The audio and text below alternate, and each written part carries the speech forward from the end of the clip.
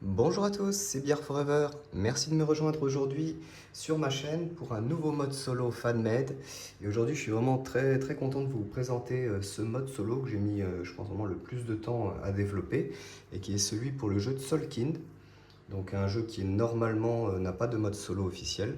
Et donc grâce à ce mode, vous allez avoir un deck de 11 cartes solo et vous aurez besoin également d'un dé à 6 faces ou alors d'un dé sphérique avec 6 valeurs dessus.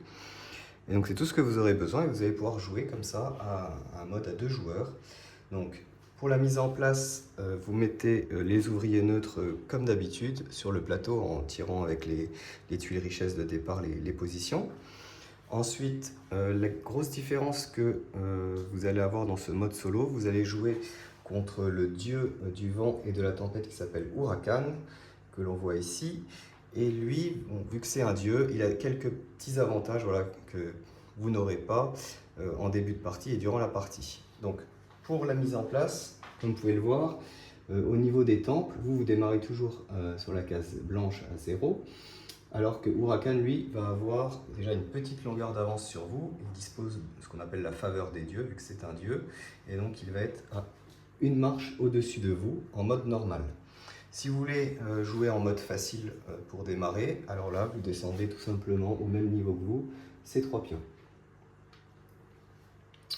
Au niveau du score, il démarre à 0, ça ne change pas. Et l'autre grosse différence, c'est qu'il démarre la partie avec 4 ouvriers dès le départ, donc actifs, et vous n'en avez toujours que 3.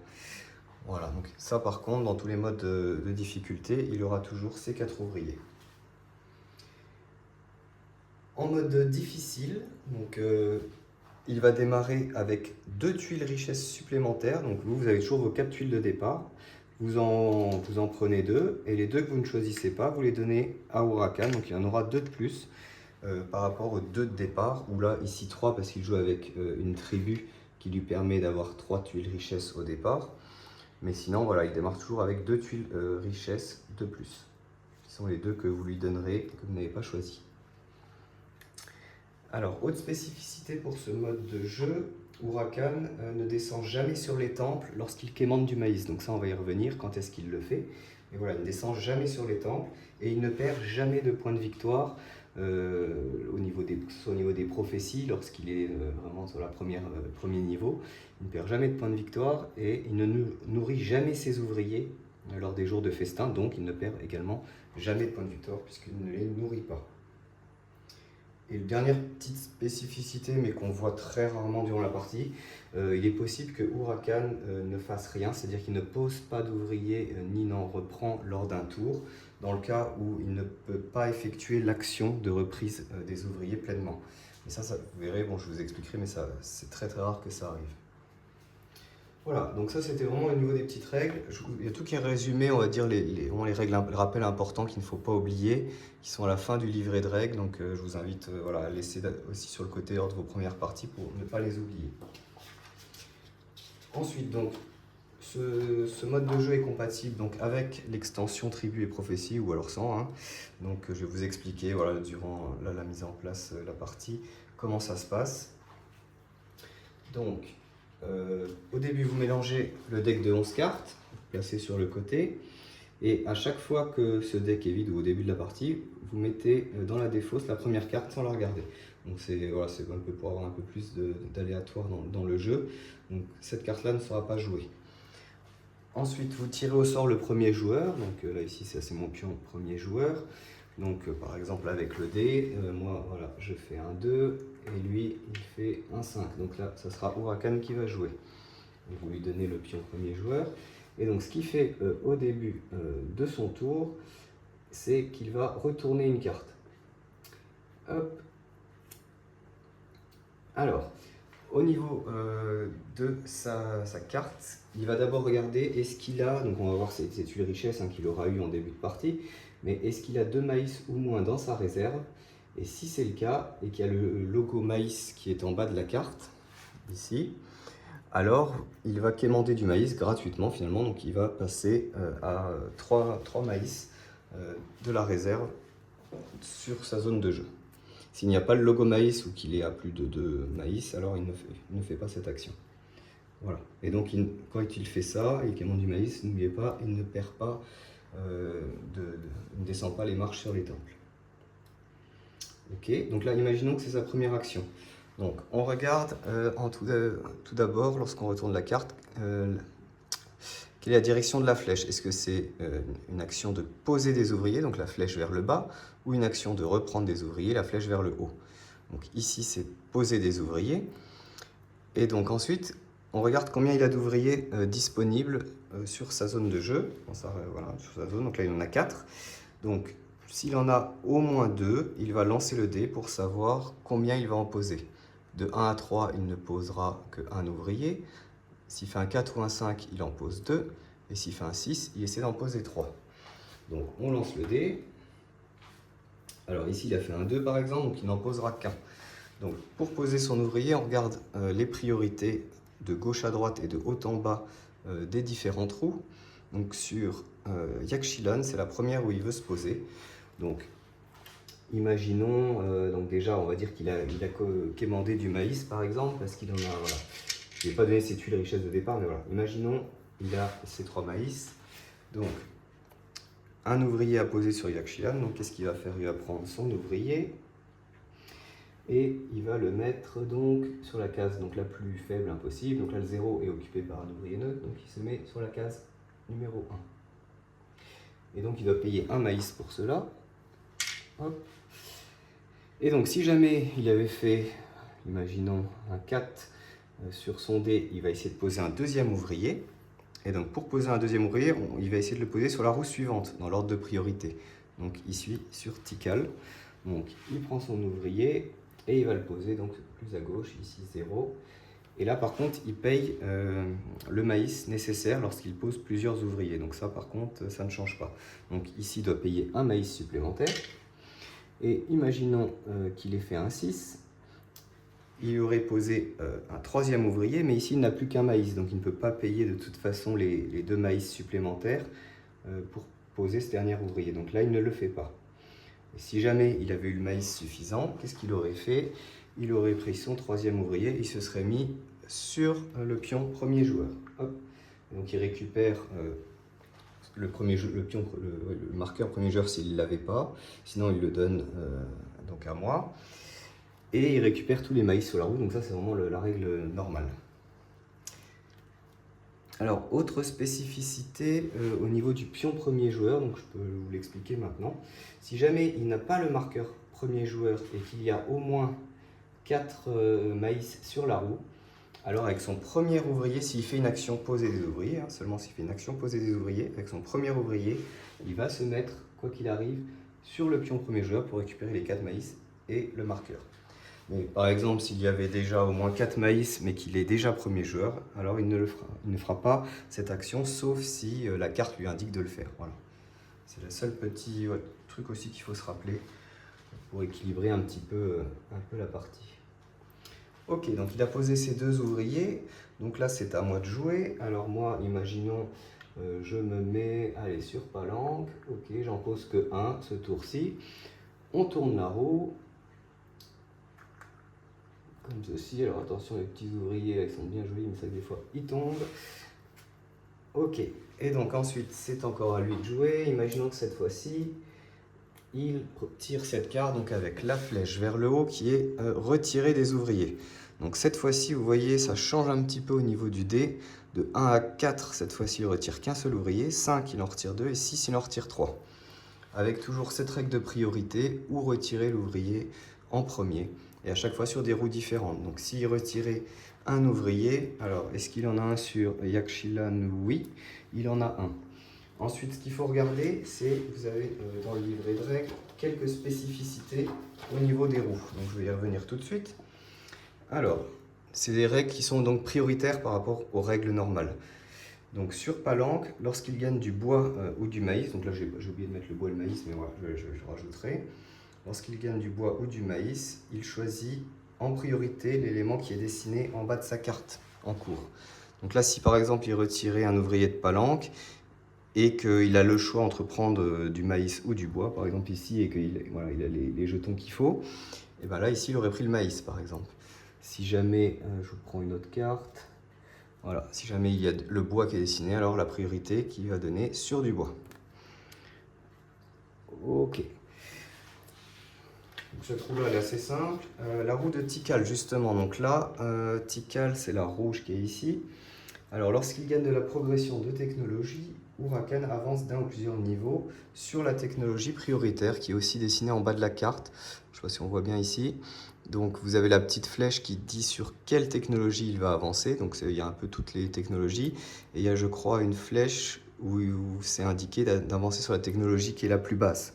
Donc, ça aussi, des fois, c'est écrit. Voilà, par exemple, ici, vous avez la technologie la plus basse. Donc là, il va avancer sur celle où il est plus en retard. Et si en cas d'égalité, c'est toujours de haut en bas. Voilà. Lorsqu'il peut construire un ou plusieurs bâtiments ou monuments, il va toujours donner la priorité au monument d'abord. Donc c'est quand il est sur cette case ici par exemple. Et au niveau des bâtiments, il va toujours choisir, je crois, ouais, il va lancer le dé, c'est ça. Parce qu'il y a 6 bâtiments possibles pour savoir lequel bâtiment est prioritaire. Donc, imaginons là, il faisait un 3. Donc, il commence par ce bâtiment-là. Est-ce qu'il a les ressources pour l'acheter? Alors, il l'achète. Sinon, on regarde celui d'après. Et ainsi de suite. Une fois qu'on arrive au bout, on revient. Et s'il a au moins les ressources pour acheter un ou plusieurs bâtiments, il le fait en suivant cette priorité.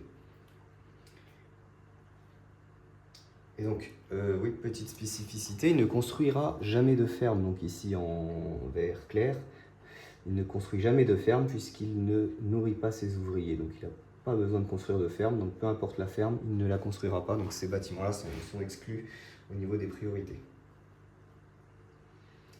Donc lorsqu'il va gagner des technologies ou des bâtiments qui lui donnent des bonus, il va utiliser ces bonus durant toute la partie, un peu comme nous. Donc il n'y a pas de différence à ce niveau-là, d'exception. Il utilise les bonus des bâtiments et des technologies normalement. Les bonus liés au temple, voilà, tout est utilisé normalement comme une partie multi. Alors ensuite sur Uxmal, lorsque Huracan est sur l'action numéro 2, donc échanger des ressources contre du maïs, il va changer. Qu'est-ce qu'il va faire du coup? Il va échanger le maximum de maïs possible, voilà, donc du maïs contre des ressources en suivant toujours la priorité au niveau des ressources, celle qu'il a le moins en premier. Donc je sais pas, imaginons il a 2 ors, un bois, une pierre. Il va essayer du coup, donc imaginons qu'il ait plus de maïs que ça, je sais pas, il a 10 maïs par exemple, et 11 maïs. Il va essayer de changer la ressource qu'il a le moins avec la priorité qui est toujours l'or, la pierre, puis le bois. Donc ici, pierre et bois à égalité. La pierre est prioritaire. Donc il va échanger 3 maïs pour avoir une pierre.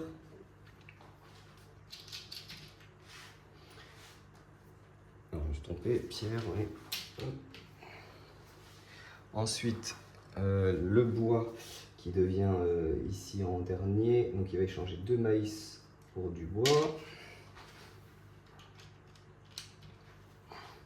Il a encore 6 maïs, donc il va prendre encore 4 maïs pour de l'or cette fois-ci, vu que ils sont tous à égalité. Ensuite, ça aurait été la pierre, mais la pierre, il en faut 3, il n'en a pas. Et le bois, il en a 2, donc il va quand même prendre le bois. Voilà, avec son dernier maïs. Voilà. Donc là, il a dépensé tout son maïs. Donc n'oubliez pas qu'au prochain tour, s'il retourne une carte et qu'il y a le symbole maïs, donc ici non, alors il quémandera du maïs pour démarrer son tour à 3 maïs. Voilà, donc sur Tikal, qu'est-ce qu'il y a d'autre sur Tikal? Donc voilà, moi je crois que c'est bon. Ensuite, Uxmal en jaune. Non, Uxmal c'est ce qu'on vient de faire la première. Ok. Alors, ouais, s'il arrive sur cette action-ci, la numéro 5, avec les 4 rouages, alors il va choisir en priorité un crâne de cristal, donc en effectuant une action de Yakshilan. S'il n'en a aucun, s'il n'a pas de crâne de cristal, il va prendre en priorité un crâne de cristal. S'il a déjà au moins un crâne de cristal, il va prendre un ouvrier supplémentaire s'il n'a pas atteint le quota de 6. Et sinon, en dernier, l'endroit le plus avancé où il peut effectuer l'action sur le lieu prioritaire de sa carte solo autre que Uxmal. Donc ça arrive assez rarement. Mais voilà, vous regardez la carte solo en cours et il va essayer d'effectuer l'action la plus avancée d'une roue qui est donnée sur la priorité de la carte. Alors, sur Yaxchilan, en haut, alors, petite spécificité, Huracan ne retire jamais d'ouvrier s'il n'a pas de crâne de cristal. Donc, s'il n'a pas de crâne et que cette action ne lui permet pas de gagner un crâne, justement, cette action-là, ou alors une des 6 ou 7, alors il ne retire pas son ouvrier et il va retirer son ouvrier sur la roue prioritaire suivante. Alors, si jamais il a déjà un crâne et qu'il est sur la case 6 ou 7, alors il va retirer l'action numéro 5 avec le plus de ressources possible. Et enfin, sur Chichen Itza, Huracan ne place des ouvriers sur Chichen Itza que s'il possède moins de crânes que le nombre d'ouvriers déjà placés. Donc imaginons il est à 0 crâne, 0 ouvrier placé, alors il va placer un ouvrier, si l'action lui dit de placer un ouvrier. Hop. Par contre, à partir du moment où il aura déjà un ouvrier 0 crâne, il a moins de crâne que d'ouvriers. Alors si l'action lui dit de poser là-dessus, sur Chichen Itza, alors il ne le fera pas, il essaiera de poser ailleurs. Imaginons qu'il a un crâne, que l'action lui dit de poser sur Chichen Itza, donc là oui, il a autant de crânes que d'ouvriers, donc il va en poser un deuxième, et ainsi de suite. Toujours cette priorité. Et au moment où il va retirer son ouvrier, il va le faire que s'il a un crâne du coup. Donc ça, c'est les règles aussi spécifiques à cette roue. Imaginons il n'a pas de crâne de cristal, et donc on vous dit dans sa carte de retirer un ouvrier de Chichen Itza où il en a un, il ne le fera pas puisqu'il n'a pas de crâne. Et donc pour toutes les actions, c'est un petit peu ça. S'il ne peut pas réaliser une action totalement, par exemple là, s'il ne peut pas acheter de bâtiment, on lui dit de retirer, acheter un bâtiment, il ne peut pas, il n'a pas les ressources pour le faire, il ne va pas retirer son ouvrier, il va retirer un autre ouvrier. C'est pour ça que je vous ai dit au début qu'il peut y avoir certains cas de configuration où on dit de retirer des ouvriers, mais il ne peut pas effectuer l'action de aucun ouvrier à retirer. Dans ce cas-là, il ne retire aucun ouvrier. Il va essayer de placer des ouvriers, s'il ne peut pas en retirer. S'il a déjà placé tous ses ouvriers et qu'il ne peut pas retirer d'ouvriers pour effectuer au moins une action d'un des ouvriers à retirer, alors il ne fait rien. C'est un cas de figure assez rare, mais voilà, vous verrez. Donc, c'est ça. Donc, s'il ne peut pas, si la carte lui dit de poser des ouvriers, mais qu'il a déjà posé tous ses ouvriers, on garde cette carte, mais par contre, on fait une action récupérer des ouvriers. On garde les dés qui sont écrits. Donc, ça veut dire que même si la carte, normalement, retirer des ouvriers, lui demander de retirer plus d'ouvriers, moins d'ouvriers, je veux dire, par rapport aux dés, et bien là, on va quand même utiliser les dés de la carte. Donc ça, la carte reste toujours prioritaire. Il y a juste l'action qui peut changer s'il ne veut pas faire aucun ouvrier à retirer ou à placer. Donc idem, s'il doit retirer des ouvriers qui ne peut pas en retirer au moins un, alors on va faire une action poser des ouvriers. Voilà, donc je pense qu'on a un petit peu près vu toutes les règles. Voilà, donc la fin de partie est déclenchée normalement après le 4e jour de festin. Et donc on remporte la partie si on marque plus de points que Huracan. Et les égalités, je crois, sont comme dans la règle de base, donc à vérifier, mais voilà, les égalités sont départagées comme dans la règle de base. Si vous jouez avec les extensions, il n'y a pas trop de changements. Donc vous mettez le plateau des prophéties en haut. Le seul changement qui va s'opérer, c'est au niveau des priorités. Donc au niveau des priorités, il va, Huracan, toujours suivre la priorité. Alors je ne sais pas, par exemple, voilà, ce temple-là, il va gagner des points, donc il ne perd pas de points, n'oubliez pas, il ne perd pas de points sur les prophéties. Il va gagner des points que s'il a le temple vert. Donc au niveau des priorités de temple qui sont dessinées en bas, lorsqu'il doit monter sur un temple, vous avez également la priorité qui s'applique de la carte. Et bien ici, au lieu de choisir le temple jaune, si on est au moment de cette ère-là, donc on va dire que le festin-là est déjà fini, on en est à la troisième ère. Seulement pour la 3e ère, il va donner priorité tout le temps au temple vert lorsqu'il peut monter sur un temple. Donc s'il peut choisir, il va plutôt monter sur le temple vert plutôt que le temple qui est indiqué sur sa carte. Par contre, s'il est obligé de monter sur un temple, le temple brun, alors il le fera. Voilà, je veux dire, c'est que s'il a le choix des temples, au niveau par exemple voilà, de cette case ici, la première case, là il va choisir le temple vert. Et idem pour une autre carte, par exemple pour Palanque, lors de la dernière ère, il va essayer de récupérer des jetons bois, même s'il y a un symbole maïs dessiné, il va essayer de récupérer le bois en priorité s'il le peut. Mais que lors vraiment de l'ère en question où la prophétie est valide. Alors il dépense également les ressources, hein, ça c'est comme nous, il dépense les ressources pour effectuer les actions. Mais voilà, la seule chose qu'il ne dépense pas finalement, c'est le maïs pour les ouvriers, ça il ne le dépense pas. Et sinon tout le reste, voilà, dépenser des ressources, gagner des ressources, il le fait. Il dépense les ressources qu'il a le plus en priorité. Si en cas d'égalité on suit sa règle, il préfère garder de l'or, garder de la pierre, puis garder du bois. Voilà. Au niveau des tribus, donc je crois que toutes les tribus sauf une sont compatibles avec Huracan. Donc vous appliquez les effets des tribus, il n'y a pas trop de changements. Vous avez une petite annexe au niveau du livret de règles qui vous rappelle les tribus et les prophéties, qu'est-ce qui change un petit peu au niveau du solo, mais voilà, rien vraiment de compliqué. On utilise souvent toute la règle multijoueur de base. Voilà, donc je pense avoir fait le tour, on va dire, de ces règles. Voilà, donc j'espère que ça vous a plu et je vais vous faire une petite partie complète juste après, voilà, pour que vous voyez un petit peu comment ça fonctionne. Et voilà, n'hésitez pas à me faire un petit retour, à liker ma page. Et puis voilà, je vais vous mettre des vidéos très prochainement. J'ai encore un mode solo qui va arriver, donc voilà. Merci à vous et à bientôt.